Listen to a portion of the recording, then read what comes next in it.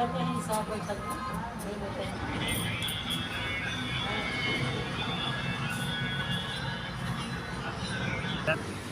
थोड़ा इस पर बताइए। हाँ बिल्कुल बताएंगे, बिल्कुल आत्मा बताएंगे। और प्राण ये अलग अलग हैं, क्या है? हाँ बिल्कुल बिल्कुल। हाँ,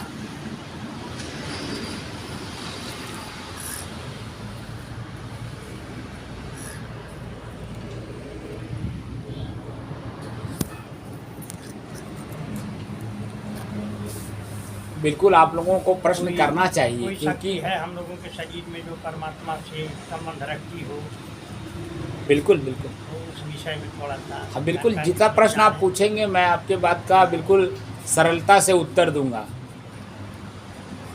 देखिए 4 चीज है, जीव, आत्मा, परमात्मा, ब्रह्म और स्थिति, 5 चीज है। हाँ, तो अभी तो हम लोग जीव हैं। जीव है, हाँ। कबीर साहब का सिद्धांत है। सिद्धांत के बारे में आप लोग जानते हैं कि नहीं? कबीर साहब के आप लोग शिष्य हैं, तो कबीर साहब का सिद्धांत क्या है उसके बारे में जानकारी है? राम वृक्ष बाबू आपको जानकारी है? आप भी आ जाइए। हमके साथ कुछ ना जानकारी बा। बैठिए, आज आप लोग जान लीजिए, बैठिए। हम तो आ ही ले, ऐसा चल जाइए। कबीर साहब के अपना एक सिद्धांत है। हाँ। सिद्धांत का मतलब होता है, जैसे आपने देखा होगा फिल्म में, डायरेक्टर फिल्म बनाता है तो फिल्म में 2 चीज़ें उसमें दर्शाता है, एक हीरो एक विलेन, नहीं, एक विलेन और एक हीरो। तो उसी के इर्द गिर्द पूरा पिक्चर, 3 घंटे का पिक्चर उसी के इर्द गिर्द घूमता है, डायरेक्टर उसी के इर्द गिर्द घुमाता है। तो इसी तरह से जितने भी ग्रंथ हमारे बने हुए हैं वेद काल से लेके और अब तक, वेद में तो संग्रह है। ऋग्वेद सबसे पुराना ग्रंथ है, वो संग्रह है। आप जैसे समझदार लोगों के पास अपन क्योंकि अब उम्र बीत गई है, तो उम्र जब बीत गई तो जो आपने काम किया उसमें जो आपको ज्ञान प्राप्त हुआ, उस ज्ञान को संग्रह कर दिया गया एक जगह। आपके सभी लोगों का बात को अलग अलग ले करके एक किताब बन गई मोटी। जितना ऋग्वेद में मंत्र है उतने मंत्र दृष्टा ऋषि हैं, और अपनी अपनी बात अपने अपने शब्द में वो बोल गए हैं। लेकिन बाद में जितने भी लोग बने, हमारे यहाँ 6 दर्शन हैं। 6 दर्शन के अपने अपने शब्द चलते हैं। कोई आत्मावाद, कोई ईश्वरवाद, कोई ब्रह्मवाद, कोई द्वैतवाद, कोई द्वैताद्वैतवाद, कोई विशिष्टाद्वैतवाद, तमाम तरह के शब्द हैं। इसी तरह से कबीर साहब के भी अपने सिद्धांत हैं, उसी सिद्धांत के इर्द गिर्द घूमते हैं, और जिसके चलते आज पूरा संसार उनको अपना मान रहा है। तो कबीर साहब का जो सिद्धांत है वो जीववाद है। क्या बात है? जीववाद। हम लोग क्या हैं उनके दृष्टि में? जीव हैं। अच्छा, जीव जीव क्यों है? ये भी एक प्रश्न है। हम लोग जीव क्यों हैं? हमने 5 शब्द कहा ना, जीव, आत्मा, परमात्मा, ब्रह्म और स्थिति। ये 5 चीजें हैं, जीव, आत्मा, परमात्मा, ब्रह्म और स्थिति।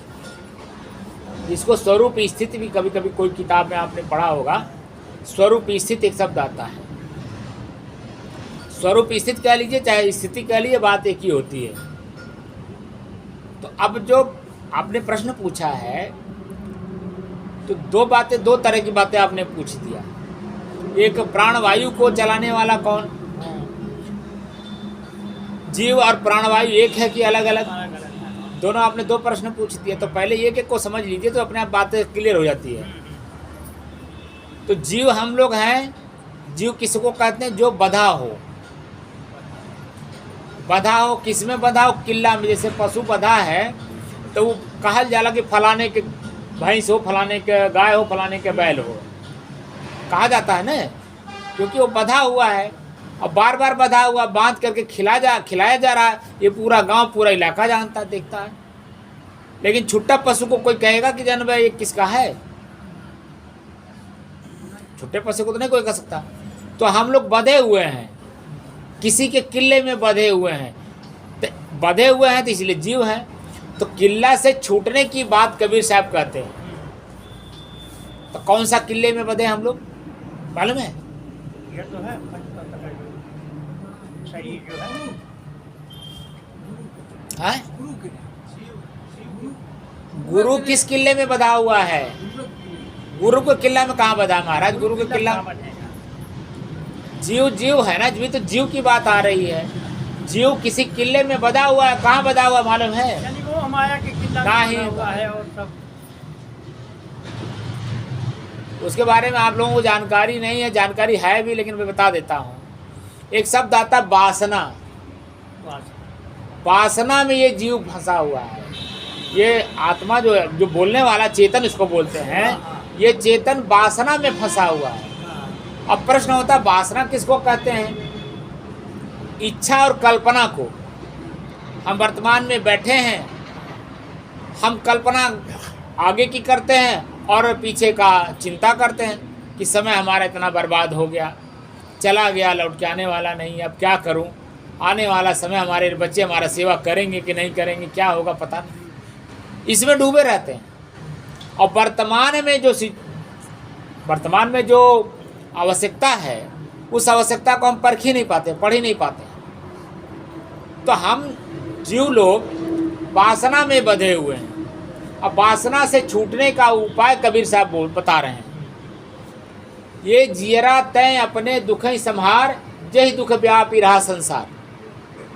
सारा संसार एक ही दुख से पीड़ित है, वो भी वासना से।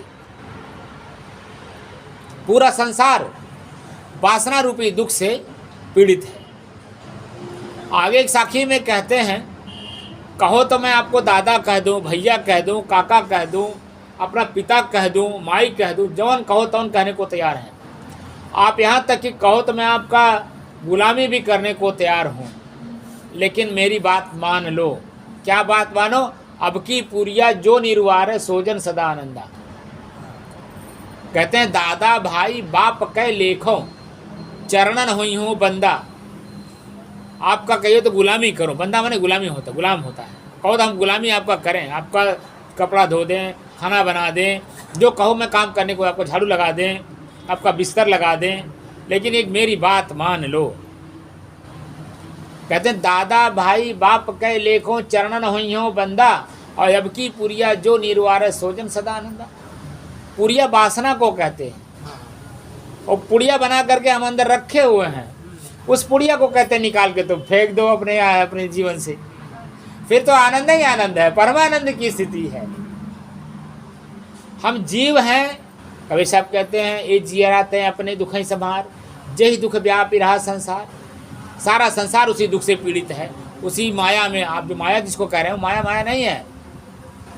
वास्तव में वो जीवन को चलने और चलाने के लिए एक संसाधन है, और संसाधन को आप माया मान करके जन्म दुखी हो। आप खाली जहाँ माया है उस चीज़ को तो समझ ही नहीं पा रहे, ना समझने का कोशिश करते हैं। और हमारे जैसा मूर्ख कोई साधु भी या गुरु भी आपको समझा नहीं पाता है, या तो कहीं ना कहीं कम्बिनेशन का कहीं ना कहीं कमी है। और कमी जब दूर हो जाएगा, अपने आप दोनों एक हो जाएंगे। कबीर साहब कहते हैं ना, अपनी कहे मेरी सुने और सुनी मिली एक क्या हो। जहाँ दोनों में दोनों बात को सुन के समझ जहाँ बढ़ जाएगी, क्या वहाँ द्वंद्व होगा? क्या वहाँ लड़ाई होगी? जहाँ समझ होती, क्या वहाँ लड़ाई होता है? लड़ाई तो वहाँ होती है जहाँ हम आपकी बात नहीं सुनने को राजी, न समझने को राजी, आप मेरी बात को न सुनने को राजी, न समझने को राजी। तो लड़ाई वहाँ होगी, द्वंद्व वहाँ होगा ही होगा। इसी पे साखी कबीर साहब ने कहा है ना कि समझे की गति एक है। समझने की जो गति है, जो चाल है, जो समझने में भी जो समझ है, वो एक ही जैसा आपका और मेरा सबका। समझे की गति एक है, जिन समझा सब ठौर। कहाँ कबीर ये बीच के बल कहीं और की ओर।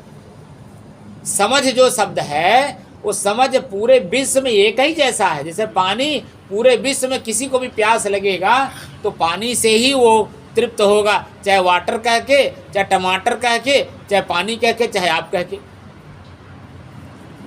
वह अपने अपने भाषा में बोल करके पीते तो पानी ही है। अंदर जो शरीर है, ये शरीरधारी जितने भी पूरे विश्व में हैं, जो हमको आवश्यकता है वही उनको भी आवश्यकता है। उनको भी नींद लगती है, उनको भी भूख लगती है, उनको भी सुख दुख लगता है, उनको भी ठंडी गर्मी बरसात लगता है, सब कुछ लगता है।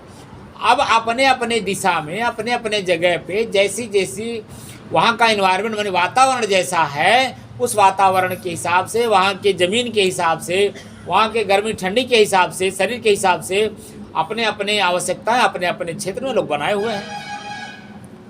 शरीर को चलाने के लिए ही तो पूरे विश्व में जो भी समाज है ऐसे ही है। अब कोई उसी में ज़्यादा सुधार लिया, कोई उसी में कमज़ोर करके अपना जीवन दुखी करके जी रहा। बशर्ते जो भूख आपको लगी है वो भूख सबको लगती है। अब भूख जिसको लगती है, अपने जैसा जैसे माँ है, स्त्रियाँ हैं, वह स्त्रियाँ माँ के बराबर जो हैं वह आपको पुत्रवत समझती हैं, तो आपका ओंठ देखती हैं और पेट देखती हैं। आपके शरीर को और कुछ नहीं देखती हैं। आप कितना कमाए, कितना आपने ज़मीन बना लिया, कितना जायदाद बना लिया, कितना बड़ा कोठी बना लिया, वो कुछ नहीं देखती हैं। वह ये देखती हैं मेरा बच्चा, मेरा लाला वो भूख से पीड़ित है, ओंठ उसका सूखा हुआ है, पेट उसका पीठ में सटा हुआ है, उसको खाली एक चीज़ दिखता है। क्या दिखता है? भूख। हमारे बच्चे को भूख लगा होगा। तो माँ मतलब समझदार। माँ का मतलब कोमलता से है। कोमलता से तात्पर्य समझ से है। समझ जिसकी भी होगी वो अपनी तरह सबको समझेगा। जब मैं अपने आप को मैं समझूंगा तो आपको भी मैं अपने जब तरह समझूंगा, तो क्या आपके हमारे बीच में कोई द्वंद्व होगा? कोई लड़ाई होगी? कभी ऐसा संभव है? हो सकता है? जहाँ समझ होगी तहाँ लड़ाई नहीं होगी। गलती भी अगर हो गई है तो गलती एक दूसरे को मिल करके समझ करके उसको निकालने का प्रयास करेंगे। हमारे में गलती है तो आप बताएंगे महात्मा जी ये गलती है, लाल बाबा ये गलती आप में हुई है, इसको थोड़ा सा निकाल देते तो सब अभी आपको और बढ़िया से समझने लगते, जानने लगते। मेरे मन में आया आपके प्रति कि यादव जी आपको ऐसे नहीं, ऐसे बैठना चाहिए। अगर आप बैठते तो 4 चांद लग जाता, आपका मन मस्तिष्क ठंडा रहता, आराम से आप सुन लेते, समझ लेते, सारा काम हो जाता। तो समझ बढ़ानी है तो जीव के बारे में समझ गए ना। जीव किसको कहते हैं? हम सभी लोग जीव हैं। इसलिए जीव हैं कि हम लोग वासना में बंधे हैं। आत्मा किसको कहते हैं? आत्मा स्वयं को कहते हैं। आत्मा शब्द का शब्दकोश में जब अर्थ देखेंगे, आत्मा शब्द का अर्थ होता स्वयं, अपने आप। तो अपने आप को जब खोज करेंगे, जब खोज करने की ललक होती मैं क्यों दुखी हूँ, जब अपना दुख समझ में आ जाता है और दुख से पीड़ा से अपने को मुक्त करने की जो ललक बढ़ती है, खोज जो होती है, उसको बोलते हैं आत्मा। अपने आप का समझ होने लगता है कि मैं कौन हूँ, क्यों दुखी हूँ, क्यों पीड़ित हूँ, किस समाज में हूँ, कैसे संगत में हूँ। ये जो एनालिसिस, जिसको खोज कहते हैं, चिंतन कहते हैं, इस तरह का जब चिंतन होने लगता है तो जीव ही आत्मा हो जाता है। और आत्मा फिर परमात्मा होता है। कैसे? मान लीजिए हमने गाली दिया, आपने समझा और हमको आपने बता दिया, मैंने अपने जीवन से अपने उस गाली को निकाल दिया, तो आत्मा परमात्मा हो गया। परम माने श्रेष्ठ, उत्तम, श्रेष्ठ। परम माने श्रेष्ठ और उत्तम, और आत्मा माने आप स्वयं। आपने अपने जीवन से गाली निकाल दिया, आप खुद अपने मन से गाली निकाल दिए कि मुझे आज से किसी को गाली नहीं देना है। तो आप अपने खुद अनुभव करिए कि अपने जीवन, अपने ही मन प्रफुल्लित प्रसन्नचित होता है। जैसे जैसे आप कोई चीज़ निकालते जाते हैं अपनी बुराई को, आपका ही मन जो ताकतवर होता जाता है, उसी को आत्मा ही परमात्मा होने लगता है। आप ही जो है, देखिए कितने स्थिति में है, 5 स्थिति आपकी है, या शरीर के अंदर में जो बोलने वाला चेतन है उसकी 5 स्थिति होती है। जीव, आत्मा, परमात्मा, ब्रह्म और स्थिति। चेतन, इस शरीर के अंदर में जो इस शरीर को चलाने वाला जो है उसका नाम चेतन है। एक्चुअल में उसका नाम चेतन है, लेकिन हम उसको आत्मा, परमात्मा, ईश्वर, ब्रह्म, खुदा, गाढ़ दुनिया भर का नाम सबसे पुकारने लगते हैं। मैं कहा कि अलग अलग लोगों का जो लेख होता है, उस लेख में उसका अपना एक शब्द चलता है, उसी शब्द के इर्द गिर्द घूमेगा, उसके इतर कहीं नहीं जाएगा, उससे अलग जाएगा ही नहीं। तो जितने भी पूरे विश्व में लेखक हैं ग्रंथ के रूप में, हमारे संत महात्मा, ऋषि मुनि या विद्वान जो भी लोग हैं, उनके अपने एक शब्द चलते हैं, उसी शब्द के इर्द गिर्द घूमता है। और किसको इंगित करता है, किसको जानकारी देने के लिए, एक चेतन को, शरीर में जो चेतना है उसी को जनाने के लिए, बताने के लिए अपना अपना शब्द लेकर के आदमी चलता है अपने अपने क्षेत्र में। चेतना ही पहले वासना में पता नहीं, इच्छा करके बध गया, फिर वह इच्छा करके जब अपने को देखा कि जन मैं इसमें दुखी हो रहा हूँ, पीड़ित हो रहा हूँ, तो फिर अपने पीड़ा को खत्म करने के लिए जब वो उद्यम करता, परिश्रम करता है, तो उसको बोलते हैं आत्मा, यानी अपने आप को खाली करना चाहता है उस पीड़ा से, उस दुख से। फिर जब वो खाली कर लेता है, प्रसन्नचित हो जाता है और दूसरे को भी उपदेश देने के काबिल हो जाता है, तो परम आत्मा हो जाता है, पिता नहीं। तो चाय छोड़ना है, चाय आपको दुख दे रहा है, एक छोटा सा बात, आप लोग चाय पी रहे हैं, चाय खाली जीभ के स्वाद बस पी रहे हैं, लेकिन इसका परिणाम आप जब देखेंगे तो ये दुख का कारण है। जीभ को थोड़ा सा हल्का सा खाली चेतना दे देता है और उसके पीछे देखिए आपका भूख मार देगा। आप भूख जब नहीं लगेगा तो भोजन नहीं करेंगे, पेट खाली होगा, तो पेट खाली होगा तो जब भोजन नहीं जाएगा तो रस कहाँ से बनेगा, रस नहीं बनेगा तो खून कहाँ से बनेगा, खून नहीं बनेगा शरीर में ताकत कहाँ से आएगी, फिर गैस बनेगा, गैस के कारण तमाम तरह के रोग उत्पन्न होते हैं। अब छोटी सी चीज़ और वो जीभ के स्वाद बस हम दिन में 3-4 बार पीते हैं। जब मन करता है, जब आपके जीभ में या मांसपेशियों में या दिमाग में वो चाय की याद आती है, वो तुरंत देर में चाय जब तक मिलेगा नहीं तब तक आप अच्छी से अच्छी चीज़ें उसको कुछ भी खिला दीजिए, कुछ भी सुना दीजिए, कुछ भी करा दीजिए, उससे कोई फ़र्क नहीं पड़ता है। उसका मन चंचबाई में पकड़ा हुआ है और वो बिना चाय पाए वो उसका मन चंचबाई से मुक्त नहीं हो सकता। देख रहा है, समझ रहा है कि मुझे इससे दुख हो रहा है, पीड़ा हो रही है, फिर भी नहीं छोड़ पा रहा, इसी को कहते हैं वासना। और जिस दिन आपका चाय अपने आप से आप खुद जान के छोड़ेंगे और छूट जाएगा और चाय को देख करके उधर आपका मन नहीं जाएगा, अपने आप में बड़ी प्रसन्नता होती है। मुझे देख लीजिए, मैं भी कभी 30-35 कप चाय पी लेता था। मैं यहाँ मगहर रहता था तो 1 से 2 कप चाय पीता था। बस्ती गया, वहाँ व्यवहार चलने के नाते अब जितने लोग आए उनके साथ हमें चाय पीना पड़े, उनको भी पिलाई, अपनों भी पीजिए, तो 30-35 कप चाय पी लेता था। लेकिन जब मुझे समझ में आ गया कि ये हमारी बुराई का कारण बन रहा है, हमने एक बार छोड़ दिया और छोड़ा। आज मैं एकदम बिल्कुल, मेरे जीवन में चाय नहीं है, अब मेरा शरीर पूरा गदगद है, प्रसन्नचित है, भूख लगता है, भोजन करते हैं, रस बनता है, खून बनता, ताकत है। आज देखिए आप लोगों को दौड़ कर 2 महीना लगभग हो गया मुझे दौड़ते हुए, मेरे शरीर में ऊर्जा कम नहीं हुई। मैं भोजन टाइम से कर नहीं पाता हूँ, लेकिन मेरे शरीर में ऊर्जा कम नहीं हुई, क्योंकि मेरा मन ऊर्जावान है, प्रसन्नचित है, खुश है कि मैं भी कुछ देने लायक बना, कुछ लायक बना समाज के लिए। समाज के इसी समाज से मैंने बहुत कुछ लिया, अब मैं कुछ देने के लायक बना हूँ। मेरा मन खुद अपने आप में गदगद है, प्रसन्नचित है। अब बताइए, मैं 50 किलोमीटर चल करके आया हूँ, रास्ते में कितनी बुराई आई होगी। सड़क देखिए 4 लेन है बगल में, अब देखिए ना कैसे लोग चलते हैं, कितना डर रहता है, कितना भय रहता है, कहीं एक्सीडेंट ना हो जाए, कहीं जन हम जरा सा भी चूक ना हो जाए, मैं गाड़ी के नीचे न चला। दुनिया भर का सब कुछ त्याग करके, क्योंकि मेरे मन में उमंग और उत्साह है कि मेरे सामने कुछ लोग कम से कम मेरी बात को सुनने को तैयार तो हैं। ये आत्मा परमात्मा जब हो जाती है, इसी को कहते हैं ब्रह्म। जब आत्मा परमात्मा हो जाती है, यानी अपने बुराई को त्याग देता है और त्याग करके उसका जो अनुभव है, अनुभव जब कर लेता है और उसको जब बनाए रखता है, उसको बोलते हैं ब्रह्म। ब्रह्म माने बड़ा। ब्रह्म शब्द का अर्थ होता है बड़ा। संसार में अपने बड़प्पन का ज्ञान होता है कि मैं बड़ा हूँ, या हमारी शरीर बड़ी है, या संसार बड़ा है, ये आपको ज्ञान हो जाता है। सबसे बड़ा ज्ञान आपको होता है अपने आप का। कैसे होता है? ये शरीर है, शरीर में आप हैं, तो क्या शरीर में जो आँख है, कान है, नाक है, मुंह है, क्या ये अपने आप में कुछ है? अभी मुर्दा है, सुला दीजिए और उससे चिंतन करिए और उसके आँख के सामने सामान ले जाइए, बार बार ले जाइए, क्या वो पहचानता है?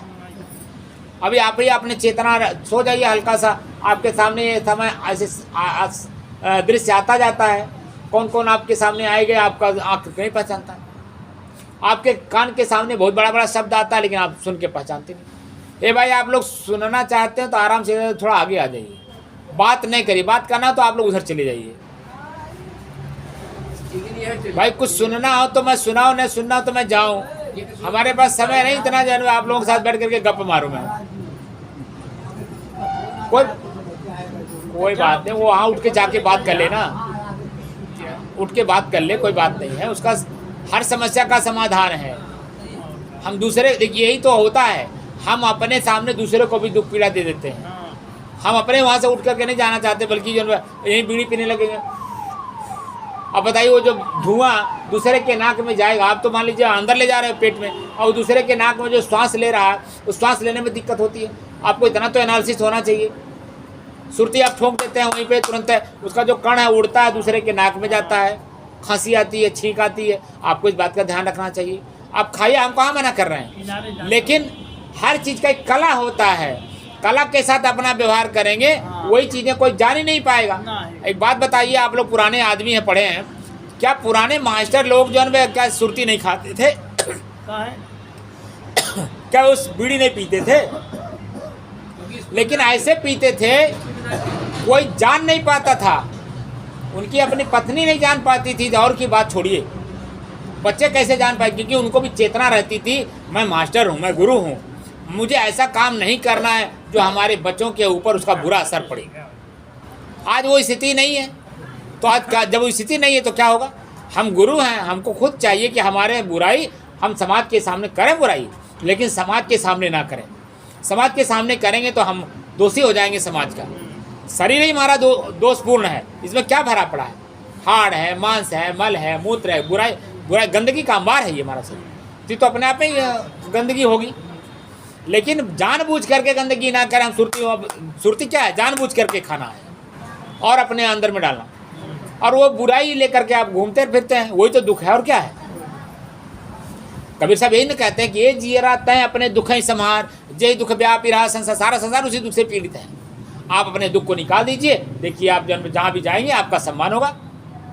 किसी का भी सम्मान हो रहा है तो इसका मतलब है उसके जीवन में बुराई नहीं है, तभी तो आप उनको फूल माला पहना रहे हैं, तभी तो उनको आप कुर्सी दे करके बैठा करके उनसे कुछ सुनने की इच्छा जाहिर कर। मैं भी तो आप ही का पुत्र हूँ, मेरे में न सुरती है, न बीड़ी है, न गांजा है, न भांग है, न निंदा है, न चुगली है, न बुराई है, किसी प्रकार का कोई बुराई नहीं है। तब तो आप हमारी बात को सुनने को आप तैयार हैं।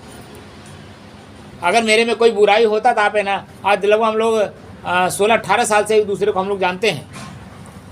अगर मेरे में बुराई होता तो सब आप लोग जान जाते, और जान जाते थे, कभी नहीं कहते कि अरे लाल बाबा को बुराई उनको सुनना है कुछ। मैं कितना भी ज्ञानी होता और हमारी बुराई आपको पता रहता तो तुरंत उसी बुराई पे, अच्छाई पे मन नहीं जाता है, बुराई पे पहले जाता है। आपका मन हमारे जीवन में, हमारे शरीर में, हमारे मन में कोई बुराई आपने नहीं देखा, इसलिए सुनने को तैयार है। हमसे उम्र में सभी लोग बड़े ही हैं, हम तो कुछ भी नहीं है आप लोगों के सामने। हमारी 50 साल की उम्र, आप लोगों की किसी का 60 है, किसी का 70 है, किसी का 75 है। और आप लोगों ने जो अनुभव किया तो मैं कुछ भी नहीं अनुभव किया, लेकिन फिर भी आप लोगों में हमारे प्रति आस्था इसलिए है कि मेरे जीवन में कोई बुराई नहीं है, आपने देखा नहीं। तो जीव, आत्मा, परमात्मा और ब्रह्म, और ब्रह्म की स्थिति जब आ जाती है तो उसको बनाए रखना, अपनी चेतना में हम चले जाते हैं ना, अपनी चेतना में जब हम रहते हैं बराबर रेगुलर जब हो जाते हैं, उसको बनाए रखने का नाम स्थिति है। एकदम मस्त रहिए, शांत रहिए, पल पल अपने को जीवन जीने की कला जान जाइए। एक एक पल कैसे जिया जाता है, इस शरीर में हम हैं, जब तक हम हैं तो कैसे हमें जीना है, कैसे व्यवहार करना है, किसके साथ करना है, मैं कहाँ पर हूँ, कैसे हूँ, किस रूप में हूँ, मैं 4 लेन पे हूँ, मेड़ पर हूँ, या खेत में हूँ, घर पर हूँ, कहाँ हूँ, जहाँ भी मैं हूँ उसी का आनंद लेंगे आप, क्योंकि पल पल जीने की कला आ जाती है। और यही कला सत्संग में सीखा और सिखाया जाता है। ये जो सत्संग हम लोग करने बैठे हैं, क्या करने के लिए बैठे हैं? कला सीखने के लिए बैठे हैं। कला जान जाएंगे, अपना जीवन आपका फूल की तरह हल्का होगा, और आप ही जन्म आज तक ले आपका बेटा आपको नहीं मानने को तैयार है, और अपना थोड़ा सा व्यवहार बदल दीजिए। हम लोग देखिए, अभी सुबह मैं बता रहा था, आज जो मैंने साधना कराया है, अभी तक आज 41वां दिन है, 41वां दिन का प्रथम सत्र सुबह 5 से 7 हमने कराया। आज हमने आँख खोल करके श्वास को देखने का अभ्यास कराया। अभी तकले तो हमने आँख बंद करके और श्वास को देखी, इस तरह अभ्यास कराया। तो जैसे आंख बंद करते हैं तैसे श्वास पे 2-3 मिनट जाता है, उसके बाद तो सोचने लगता है, भूत और भविष्य की बात सोचने लगता है मन। तो जब भूत भविष्य की बात सोचने लगता है तो वहाँ मन, हम जहाँ पर बैठे वहाँ तो रहता ही नहीं है। और जब नहीं, जब जहाँ बैठे वहाँ नहीं रहेगा तो सुनेगा क्या। अब जैसे वो देखिए, वो उनके अंदर में ऐसा बात है कि वो उनको ले करके वो बात करने लगी है। हाँ हाँ। और वो चंचबाई अंदर से रहता है ना कि बात हम और कर लें और कर लें और कर लें। अरे भाई कर लीजिए, करके यहाँ आइए, यहाँ बैठ करके सुनाइए जिसको सुनाना हो, ताकि आपकी बात हर आदमी सुने ना। आपके अंदर में वो ताकत हो, आपकी बात हर आदमी सुने और आनंद आएगा। एक आदमी से बात करने में जो आनंद आ रहा है, 10 आदमी के बीच में बात करने में और आनंद आएगा। तो जो हमारी अपनी बुराई है, तो हमने आँख खोल करके आज से अभ्यास कराना शुरू किया। आप आँख आपका सामने रहे दीवार पर, और दीवार के चारों तरफ खाली घूमता रहे, और मन जो है हमारे श्वास पे रहे, मेरा श्वास कैसा चल रहा है। क्योंकि जब आँख खुली रहती है तो खुले में जो आँख से हम देखते हैं, हमारा मन जो है भाव बदलता रहता है। लेकिन भाव सब कुछ होते हुए भी हमारा लक्ष्य जो है हमारे सांस पे रहना चाहिए। जैसे हमने दृश्य को देखा, हमारे सांस अपने आप तेज चलने लगती है, तेज चल रही है, मीडियम चल रही है, मध्यम चल रही है, धीमी गति से चल रही है, कैसे चल रही है, हमें अनुभव होना चाहिए हमारे सांस का। आँख देखिए, आँख से दृश्य देखिए, भाव यहाँ पर अपने को समझिए कि मेरे भाव में क्या परिवर्तन आ रहा है। जब भाव में परिवर्तन देखेंगे तो अपने आप ऑटोमेटिक आपको उस भाव को सुधारने में आनंद आएगा। अभी तो आंख बंद करा के हमने 40 दिन करवाया, आज 41वां दिन में हमने कहा कि अब आंख खोल करके करिए। तो इससे क्या होगा, दृश्य देखेंगे, भाव बदलेगा, क्रिया बदलेगा, और हमारे अंदर की जो चेतना वो बदलेगी। जो कि आप में कोई बदलाव नहीं है, वो दृश्य में बदलाव है। और दृश्य जो हमारा मन भी प्रकृति है, प्रकृति में बदलाव हो रहा है, हमारे में कोई बदलाव नहीं। और उसी बदलाव में अपने को मान करके हम दुखी सुखी हो रहे हैं। तो उसको कैसे और मजबूत करें कि हम दृश्य तो देखें, हमारा भाव ना बदले, हम स्थिर हों, स्थिर रहें। कैसे मालूम होगा, हम जब अपने सांस को देखेंगे तब। यह अभी शुरुआत है अभ्यास करने के लिए। अपने श्वास का ध्यान रखिए, मन में श्वास पे ध्यान रखिए और सामने देखिए। हम आप लोगों को देख रहे हैं, जो व्यक्ति जो कर रहा है हमको मालूम हो रहा है, तो हम उसी तरह से बता भी रहे हैं। वो बात करने में नहीं मान रही हैं, बात की जा रही हैं। तो वो उनकी तो आदत उस तरह की बनी हुई है, सुनना नहीं चाहेंगी, तो सुनेंगे नहीं तो परिवर्तन आएगा नहीं। और परिवर्तन नहीं आएगा तो दुख का कारण कौन बनेगा। आपका आदत ही तो दुख का कारण होता है। आप अपने स्वभाव को बदलिए, अपनी क्रिया को बदलिए, देखिए आपका अपने आप आपका पूजना शुरू हो जाएगा। जैसे आपका पुत्र है, आप जगाते हैं सुबह सुबह, हे उठ रे, हे फलाना उठ, अरे यार सवेरा हो गया, बहुत सवेरा। तो उसके कान में जो आवाज़ आती है वो आवाज़ कैसी है, तो कहता है अभी सो लेने दो, अभी टाइम है। उत्तम पुरुष का उत्तम क्रिया ये है, हम जो व्यक्ति सोया है, पुत्र है, पत्नी है, नाती है, बहू है, कोई भी हो, एनी पर्सन, उसके पास जाइए और बड़े प्रेम से उसके सर पे हाथ फेरते हुए और प्रेम से कहिए, बाबू सवेरा हो गया, उठिए, अब थोड़ी चेतना में आइए, कुछ और भी कार्य हैं, इसको कर लिया जाए। इस भाषा में जब बोलेंगे उसके अंदर में परिवर्तन आएगा। अरे पिताजी तो कल तक तो इस तरह से बुला रहे थे, हे उठ रे, हे उठ रे, और आज कैसे परिवर्तन आ गया इनके अंदर में। वो भी एनालिसिस करता है, वो भी चिंतन करता है।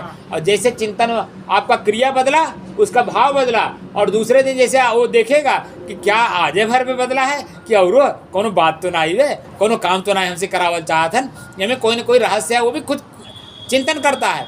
लेकिन जब देखता है इसमें कोई इनका कुछ स्वार्थ नहीं है, तो धीरे धीरे 2-4 दिन में 10 दिन में वो समझ जाता इनके जीवन में कुछ परिवर्तन आया।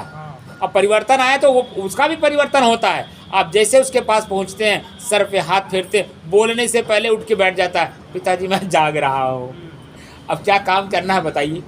अपने स्वभाव में, अपने विचार में, अपने आचरण में बदलाव लाइए। अभी आप देखिए आपके समाज में क्या बदलाव आता है कि नहीं आता है। वो कौन करेगा, आपका काम कोई दूसरा करेगा। शरीर आपका है, आँख आपकी है, कान आपका है, नाक आपका है, मुँह आपका, जीभ आपका। परिवर्तन कोई दूसरा करेगा? क्यों दूसरा करेगा भाई? दूसरा करेगा तो अपना करेगा। परिवर्तन स्वयं में लाना है। आज जो हम लोग दुखी हैं, क्यों दुखी हैं? इसीलिए दुखी हैं, हम अपने जीवन में परिवर्तन नहीं लाए। परिवर्तन लाए, मोटा मोटा परिवर्तन लाए। पेट में भोजन नहीं था, हमारे पास अन्न नहीं था, तो हमने खेत से अन्न पैदा कर लिया।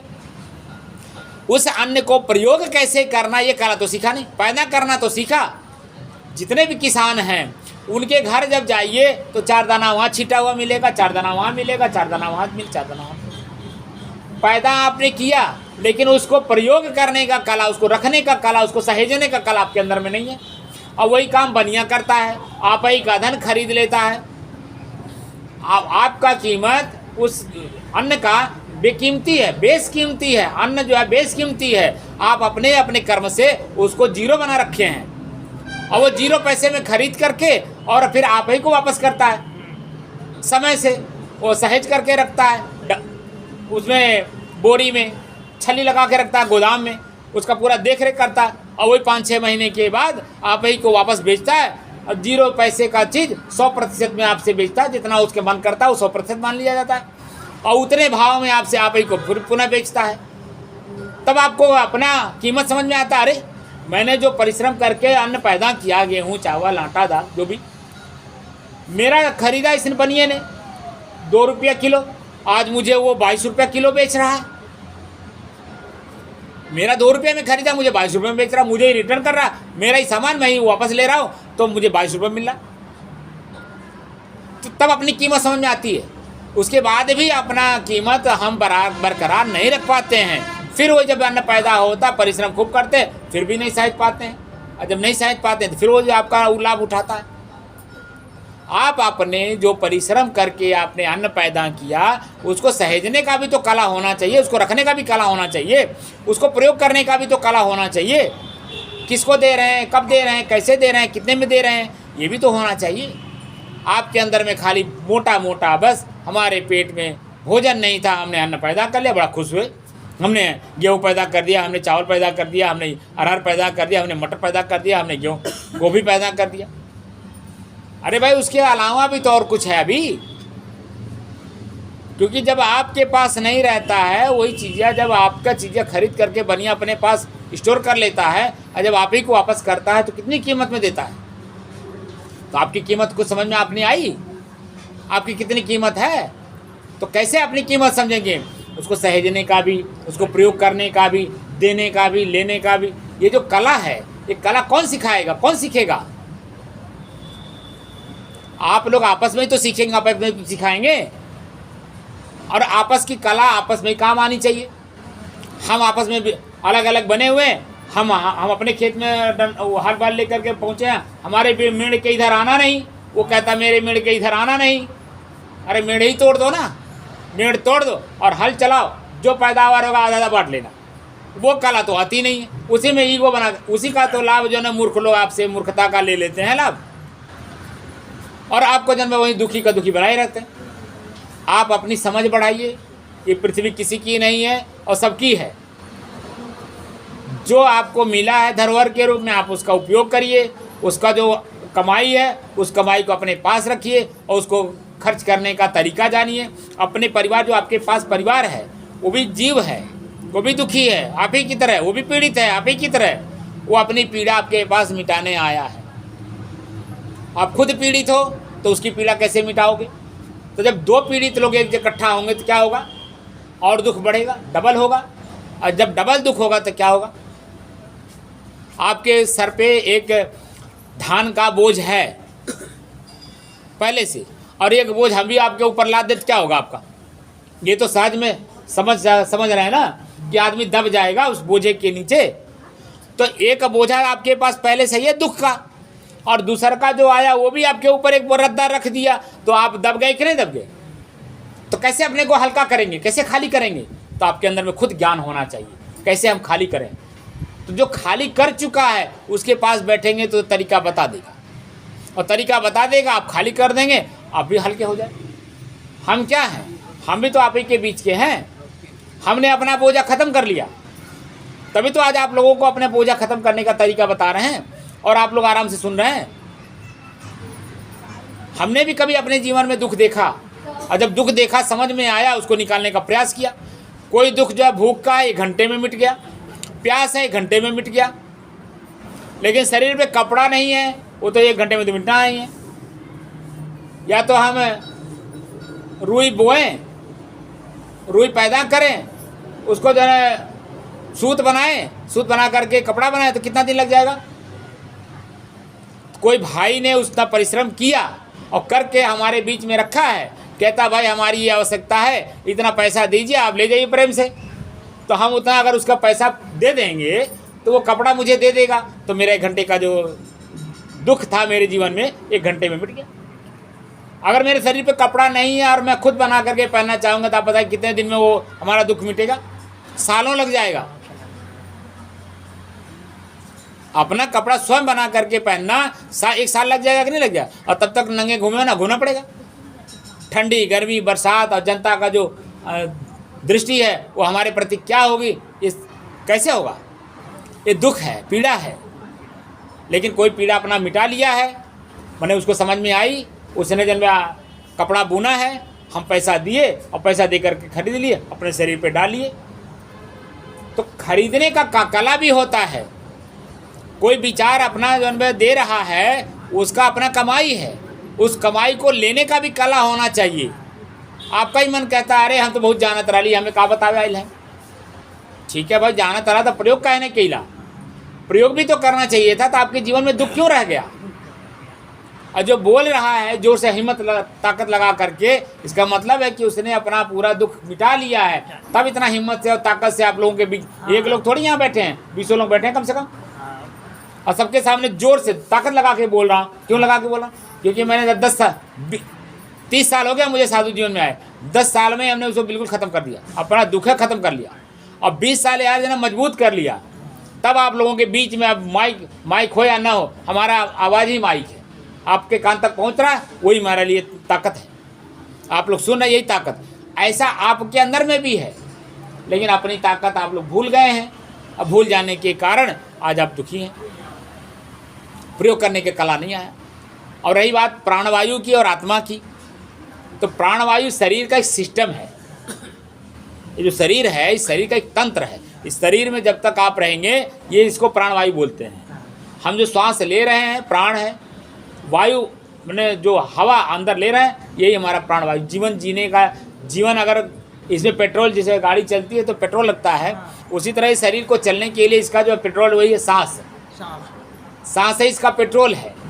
जब तक इसमें पेट्रोल है, सांस चल रहा है, तब तक आप इसमें हैं। अब पेट्रोल खत्म हो गया, सांस बंद हो गई, आप चले गए, यानी शरीर को आपने त्याग दिया। जब तक शरीर में है, भूख, प्यास, मान, अपमान, निंदा, अस्तुत, ठंडी, गर्मी, बरसात कुल लगेगा। ये प्राण जो है इस वायु से ही चलता है। प्राणवायु, इसी को प्राणवायु बोलते हैं ना, इसी को प्राणवायु। प्राण माने हृदय को कहते हैं, वायु उसी से चल रहा है।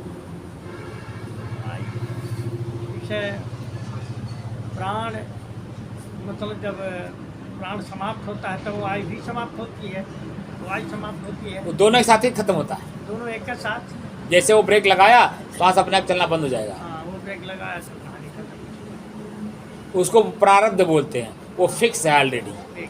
जितना देर आपको, जितने समय तक आपको रहना है, जिस सांस तक आपको रहना है, वो सांस अंतिम सांस तक आपका फिक्स है। हाँ, लेकिन हम लोग जानते नहीं हैं, क्योंकि चंचल मन से कोई काम करते हैं, कोई चिंतन करते हैं, पढ़ाई करते हैं, कुछ भी करते हैं, चंचल मन से करते हैं, जिसकी वास्तविकता हम लोग नहीं जान पाते हैं। और चंचल मन को थोड़ा स्थिर कर लीजिए, सब बात समझ में आ जाएगी। आप तो दरोगा रहे हैं, आपको भी कभी सरकार ने इन्वेस्टिगेशन करने के लिए कोई फाइलें दी होंगी, तो क्या चंचल मन से आप इन्वेस्टिगेशन करते हैं? चंचल मन से करेंगे 10 दिन में दे देंगे, लेकिन आप स्थिर होकर के करते, महीनों दिन लग जाता है, सालों लग जाता है किसी फाइल में इन्वेस्टिगेशन करने में, खोज करने में, जांच करने में, महीनों दरोगा रहे हैं आप। हमारे आपकी बुराई इन्होंने कभी जो फाइल एनालिसिस किया होंगे, खोज किए होंगे कि ये बुरा है, सही बुरा है या गलत बुरा है, फंसाया तो नहीं गया है, तमाम तरह का एनालिसिस से किया होंगे। और जब सही चीज़ पाए होंगे और उस पर जब उन्होंने पूरा अपना थप्पा लगा करके, मुहर मार करके सरकार को दिया होगा, सरकार खुश होकर के इनको जो पुरस्कार दिया होगा, सम्मान जिसको बोलते हैं, इनके ऊपर कोई दोष नहीं लगाया होगा, कोई इनके ऊपर दोष लगाने वाला नहीं मिला होगा, वो इनका पुरस्कार है, उनका सम्मान है। एक सम्मान होता दे करके किया जाता, एक होता है कि इनका कुछ भी इनके साथ दुर्व्यवहार नहीं हुआ, वो इनका सम्मान है। क्योंकि दुर्व्यवहार नहीं हुआ ना, इनके साथ वो सम्मान हो गया, क्योंकि ईमानदारी से इन्होंने जो खोज की, जांच की है, उस जांच में ईमानदारी बरती है, इसलिए इनके साथ कोई दुर्व्यवहार नहीं हुआ। और जो दुर्व्यवहार करता है, जांच में ढिलाई करती है या उसमें कुछ मिलावट मिला देते हैं, तुरंत प्रकृति उनके ऊपर पटक देती है, कहीं न कहीं दोष उनके ऊपर आ जाता है। तो जो प्राणवायु है वो आपका शरीर ही है, आपका जो शरीर श्वास चल रहा है, इसी श्वास को ही तो साधना है। कबीर साहब ने इसी बात को तो कहा है कि श्वास श्वास सुमिरन करो। सुमिरन का मतलब ख्याल करो, मेरा श्वास अभी चल रहा है, हम अपने बुराई को दूर कर सकते हैं। जब ये प्राणवायु ही नहीं रहेगा, शरीर नहीं रहेगा, सिर्फ साधन है शरीर, और साधन नहीं रहेगा, कमजोर हो जाएगा। है भी तो कमजोर, जैसे आप लोग अभी इस वक्त कमजोर हैं। और कमजोरी में कोई चीज़ अच्छी हो पाती है क्या? क्योंकि हाथ हिल रहा है, गिलसवा नहीं पकड़ पाएंगे, चाय कैसे पिएंगे, मुंह पे कैसे लगाएंगे, हिल रहा है। अब बताओ आप, तो मेरा शरीर जब तक ताकतवर हो, अपने ताकत को और मजबूत करना चाहिए, ताकत को ताकत की तरह प्रयोग करना चाहिए। तो हर चीज़ आपका, अभी जो आप लोग अपने को कमज़ोर मान रहे हो, आपका मन कमज़ोर है, इसलिए शरीर में कमज़ोरी महसूस हो रही है। मन में अगर ताकत हो तो शरीर में कमज़ोरी आएगी ही नहीं। जब तक कि शरीर में रहेंगे आप कमज़ोरी आएगी नहीं। तो गारंटी के साथ में कह रहा हूँ, आपके मन के साथ शरीर का तालमेल है। मन और शरीर, जहाँ शरीर जाता है वहाँ मन जाता है, जहाँ मन जाता है वहीं शरीर जाता है। कबीर साहब ने भी कहा है, तन राता मन जात है, मन राता तन जाए, और तन मन ये कह होए रह तब हंस कबीर कहा है। हंस का मतलब निरक्षीर विवेकी, आपका बुद्धि विवेक काम करने लगता है, हमें क्या करना क्या नहीं करना ये याद आता है। जब हमारा शरीर हमसे सध जाता, हम स्वयं अपने शरीर को साध लेते हैं, अपनी आँख को, अपने कान को, अपनी नाक को, अपने जीभ को, अपने मुंह को, अपने पूरे शरीर को, अपने हाथ को, हर चीज़ को जब साध लेते हैं तो अपने आप ऑटोमेटिक जो विवेक जागृत होता है कि मैं कौन हूँ। विवेक का मतलब दो चीज़ें एक में मिली हुई है, दोनों को अलग अलग करने का नाम विवेक है। ये शरीर और शरीर के अंदर वो चलाने वाला है, उसको प्राणवायु कहते हैं। तो प्राणवायु को कौन चलाता है? किसके वजह से प्राणवायु चल रही है? जो ये हमारा प्राण चल रहा है, प्राणवायु श्वास जो चल रहा है, किसके वजह से चल रहा है? चेतन की वजह से। और चेतन अनाम होता है, तो चेतन तो जब उसका ज्ञान हो जाएगा, सारी वाणी अपने आप समाप्त हो जाएगी, एकदम बिल्कुल शांत भाव।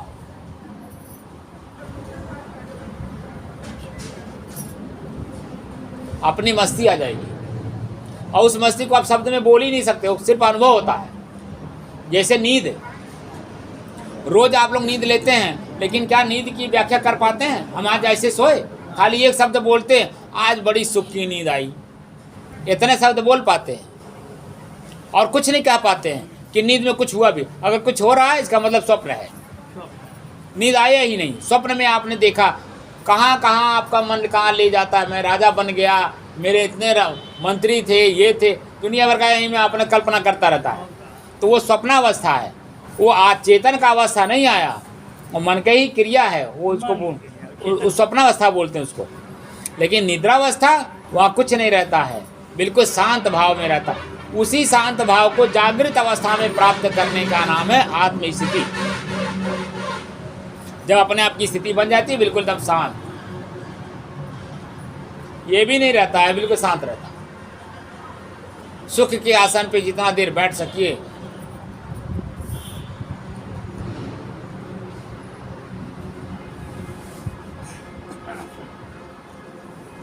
जो लोग इलाहाबाद गए होंगे या अयोध्या गए होंगे या कुंभ मेला में गए होंगे, तो जब घूमे टहले होंगे देखे होंगे महात्मा लोग दूर दराज मिट्टी में से लेटे पड़े हुए हैं, मस्ती ले रहे हैं, नंगे नंग धड़ंग, और एकदम ठंडी में एकदम मस्त हैं अपने आप में। वो कहाँ रहते हैं? वही तो चेतना है, उसी चेतना में अपने मस्त रहते हैं। उस चेतना को उन्होंने जगा लिया, तो बाहर का ठंडी गर्मी उनको प्रभावित नहीं करता है। वो तो मन जब तक जागृत है, अरे हमें बड़ा ठंड लग रहा हो, बहुत ठंड लग रहा हो, अभी ठंडा महसूस नहीं करो, अभी बैठ जाओ, बस खाली एकदम हाथ पैर तोड़ के बैठ जाइए और पलथी मार के, और अपने श्वास को साधना शुरू करिए। अभी आप देखिए कि आपके शरीर में जो ठंडी थी अभी गर्मी में बदल जाएगी, अपने आप बदल जाएगा। करके तो देखिए, कुछ मत करिए, थोड़े देर के लिए प्राणायाम कर लीजिए। क्या करिए? प्राणवायु को खींचिए और थोड़ी देर रोकिए, और उसके बाद तब धीरे धीरे छोड़िए। पहले धीरे धीरे लीजिए,